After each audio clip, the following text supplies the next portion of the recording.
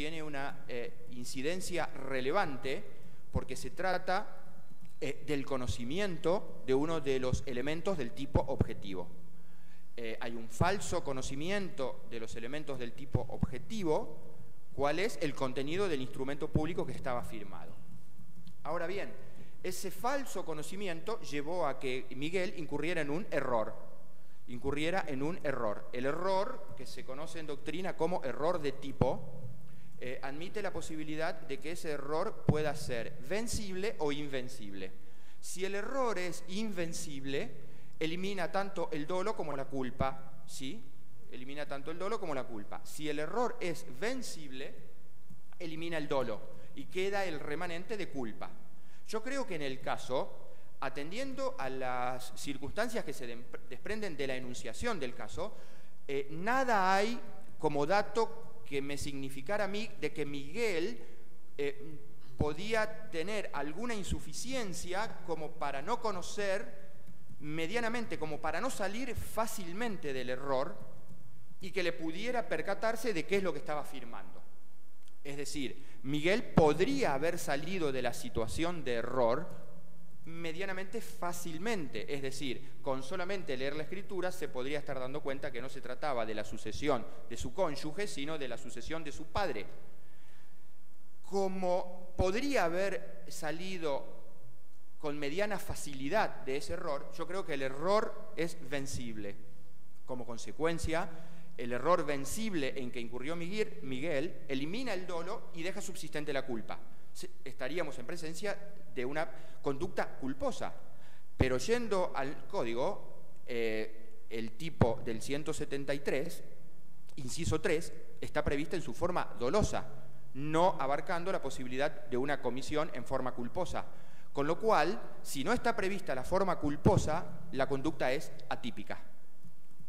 Razón por la cual ahí corto el análisis o concluyo el análisis de la conducta de Miguel considerando que su conducta es atípica, no encuadra dentro de un tipo penal. Ahora, esta conclusión que arribo respecto de Miguel, en mi criterio, tiene incidencia y relevancia para analizar la imputación que el fiscal actúa respecto del delito del desbaratamiento de derechos acordados del 173, inciso 11. ¿Por qué?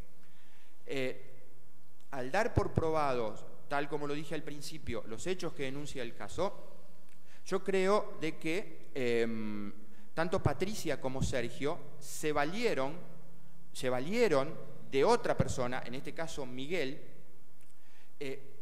determinándolo a que Miguel cometa un injusto o cometa una conducta que tendrá incidencia jurídica, razón por la cual se valieron, en mi criterio, Patricia y Sergio se valen de otra persona que actúa atípicamente. Es decir, actúan determinando al otro a cometer una conducta que a la postre terminará siendo disvaliosa para desde el punto de vista penal. Actúan Patricia y Sergio determinando al otro a la comisión de un hecho, por lo cual serían autores de determinación, en mi criterio, a que Miguel despliegue una conducta que, por otra parte, sería el único que podría haber desplegado esa conducta, porque era el único que, como titular de ese 50% de los derechos sucesorios del inmueble, podría ser el único que lo podía transmitir. Entonces, ellos, Patricia y Sergio, valiéndose de otro que actúa atípicamente, en mi criterio resultan ser autores de determinación o coautores de determinación del delito, de la conducta del otro, ¿sí? Entonces, en mi criterio, Patricia y Sergio realizan una conducta, esa conducta es típica. ¿Por qué es típica? Yo creo que desde el punto de vista objetivo, de la tipicidad objetiva, se dan ciertas circunstancias que hay que analizar. ¿Por qué? Porque no es que Miguel y Bartolo habían suscrito o habían acordado la transferencia de sus derechos mediante un acto jurídico como lo exigiría el Código Civil en el artículo 1184, cuál es la cesión de derechos hereditarios, 1184, que tendría que haberse hecho por escritura pública. Ahora bien, el 1184, inciso sexto, dice que tiene que ser hecho por escritura pública.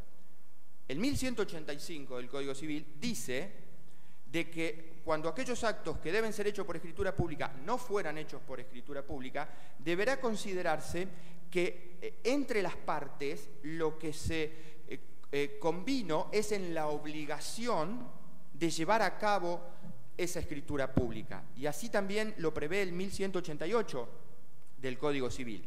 Razón por la cual, aun cuando esa transferencia de derechos entre Miguel y Bartolo no hubiera sido jurídicamente perfecta, porque no estaba la escritura pública, con lo cual no se estaría en la primera parte del tipo penal, es decir, tornar imposible un derecho del otro, yo creo que sí torna imposible el cumplimiento de una obligación al que el otro se hubiera obligado, permítame y valga la redundancia. ¿Cuál es la obligación a que en este caso podría considerarse que Miguel se hubiera obligado respecto de su hermano Bartolo? A que en algún momento iban a firmar la escritura pública traslativa de los derechos hereditarios. Eso no se hizo por una confianza que se debe partir de que puedan existir entre dos hermanos. No se hizo, pero eso no impide, en mi criterio, de que se encuentre configurado el tipo penal del 173, inciso 11, en la modalidad de tornar imposible el cumplimiento de la obligación que hubiera sido pactada.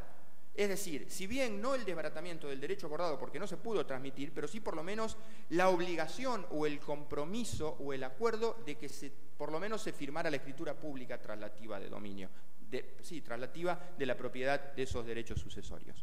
Como consecuencia de eso, yo creo que el aspecto objetivo del tipo en cuanto a los elementos que exige, están acreditados. 2 minutos. Queda... 2 minutos. Bien, el aspecto subjetivo en su elemento conativo y cognoscitivo, yo creo que está debidamente comprobado por cuanto a la existencia del pacto verbal, la conocían y también que se había recibido plata. Es decir, sabían de un negocio jurídico anterior, realizado verbalmente, pero lo sabían. Ahora, ¿qué pasa? No hay causal de justificación, no hay causal de inculpabilidad. Podría analizarse la posibilidad de una causal que excluya la punibilidad. Sin embargo, en mi caso no corresponde por cuanto el 185 habla de ascendiente, descendiente, cónyuges o afines. Los imputados respecto de la víctima serían el tío, lo cual sería una línea colateral no prevista en el apartado del 185, con lo cual no hay una causal que excluiría la punibilidad, con la cual el delito está plenamente acreditado y, en mi criterio, son coautores del delito del 173, inciso 11, en función del 45 del Código Penal. Bien, esa es la calificación legal. Entonces, tenemos 173, inciso tercero del Código Penal, 173, inciso 11 del Código Penal, que, en mi criterio, concurren en forma ideal. En mi criterio concurren en forma ideal porque en razón de lo que prevé el artículo 54 del Código Penal, existe un factor final y un factor normativo. Es decir, el factor final como una unidad de designio, como una unidad de resolución, y el factor normativo a los efectos de un sentido unitario de la prohibición. Yo creo de que en el caso existiría un concurso ideal entre la figura del 173 y el 173, inciso tercero, 173, inciso 11, en función del artículo 45 y 54 del Código Penal. Se prevé, en función del concurso ideal, la aplicación de un principio de absorción, pero como estarían los dos las dos conductas cuestionadas dentro del mismo inciso con la misma previsión de pena, esto es, de 1 mes a 6 años de prisión por remisión al 172, la pena a aplicar sería la prevista en el 172, es decir, de 1 mes a 6 años de prisión. Bien, la determinación de la pena, y espero que con esto concluyo. La determinación de la pena. El fiscal pide 2 años de prisión de ejecución condicional. Yo creo, en mi criterio, hay que, primero, un absoluto respeto del principio de congruencia en función de lo establecido tanto por la Corte de la Nación como por la Corte de la Provincia. Por ejemplo, el fallo de la Corte de la Provincia de Santa Fe, Noguera, del año 2008, donde se alude a la posibilidad, al estricto respeto del principio de congruencia, plasmado en el artículo 335 del Código Procesal Penal, la Ley 12734.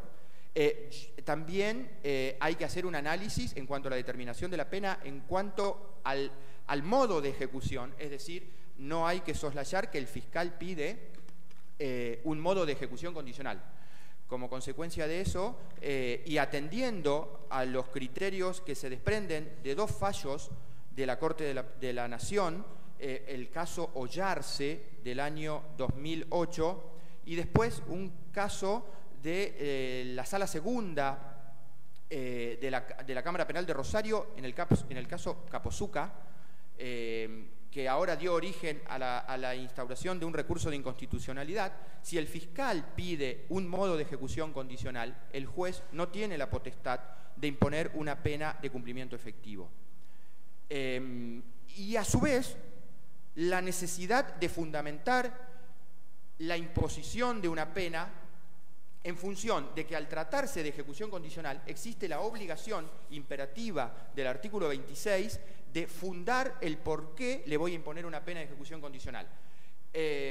No solamente imposición que deriva del artículo 26 del Código Penal, sino que además de un fallo de la Corte Suprema de Justicia de la Nación del año 2005, Schilario, en el cual la Corte anula una sentencia de un superior tribunal que avalaba la imposición de una pena de ejecución condicional sin dar los fundamentos adecuados de por qué le había puesto una pena de ejecución condicional.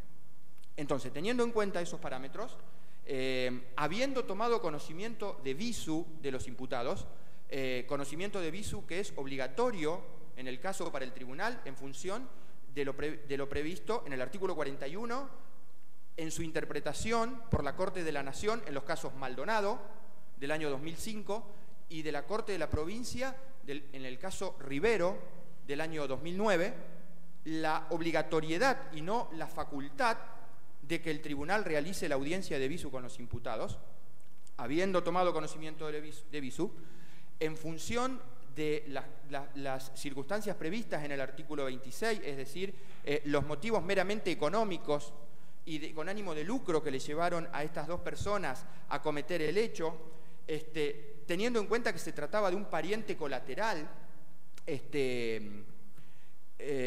la magnitud del daño irrogado, yo creo de que es justo y equitativo la imposición de una pena de 1 año de prisión de ejecución condicional.